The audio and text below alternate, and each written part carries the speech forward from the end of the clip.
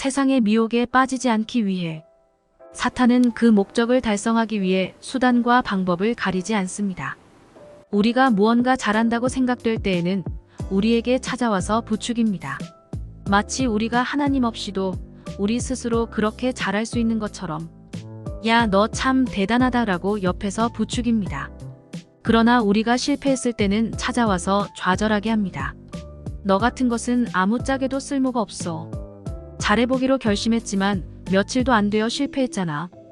우리를 부추겨 붕뜨게 해서 떨어뜨리든 떨어졌을 때 짓밟아버리든 어쨌든 우리로 하여금 넘어지게만 하면 사탄의 목표는 달성된 것입니다. 그러므로 수단과 방법을 가리지 않습니다.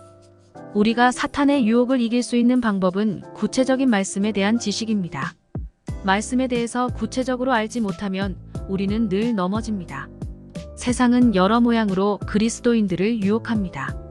그 모양과 향기에 취하면 결국 영적인 죽음에 이를 수도 있습니다.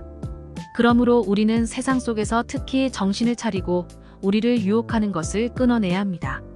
늘 주님을 의지하고 그 말씀 안에 살며 세상에 미혹되지 않고 바르게 살아가는 참된 그리스도인이 되어야 할 것입니다.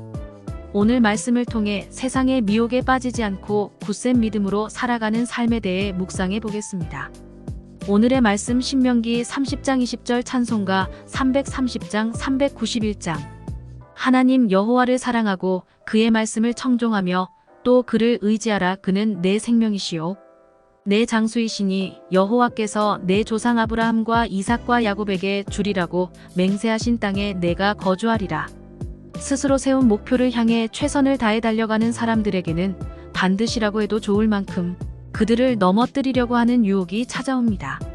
이처럼 세상 속에서 하나님의 백성으로 살아가는 그리스도인에게도 그들을 실족하게 하려는 미혹이 반드시 찾아옵니다. 그리스도인은 미혹되지 않기 위해 하나님의 명령을 지켜야 합니다.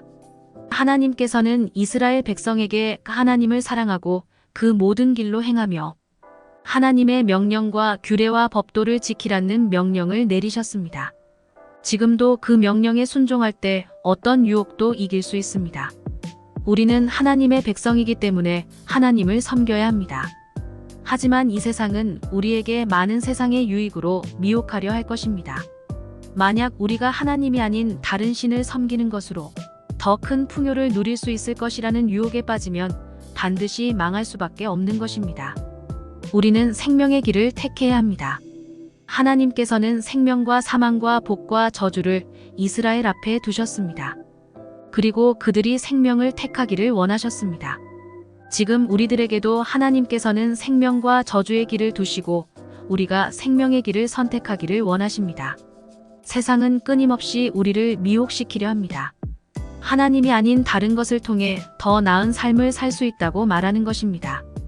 하지만 우리는 하나님을 우리의 주님으로 온전히 섬길 때에만 하나님께서 약속하신 복을 누릴 수 있다는 것을 분명히 믿어야 합니다. 오늘의 기도. 주님, 세상의 쾌락과 즐거움에 미혹되지 않게 하옵소서. 오직 주님께서 주신 계명을 지키는 것으로 하나님께서 주시는 복 가운데서 살 수 있게 하옵소서. 예수님의 이름으로 기도합니다. 아멘.